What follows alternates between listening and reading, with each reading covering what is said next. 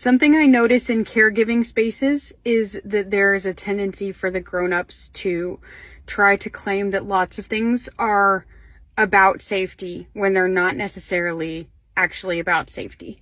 And I feel like it has to do with there being like a thing in our heads where we're like, okay, well, I want my kid to have autonomy and like body consent rules and stuff like that.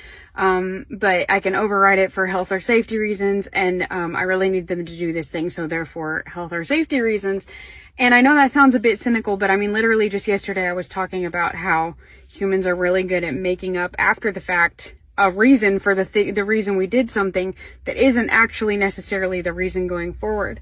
And if I was to distill this down to one thing, it's almost like no matter how much we're trying to be like collaborative with kids and stuff like that, there's this underlying feeling of, like, for your safety, you need to comply with me. Like, you complying with me would just make you safer across the board.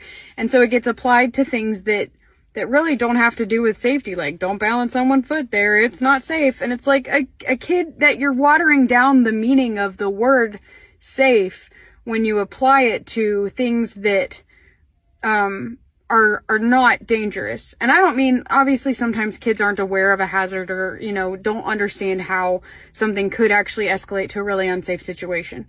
But I guess just be mindful of when you're calling things safe or unsafe, whether your concern actually has to do with safety.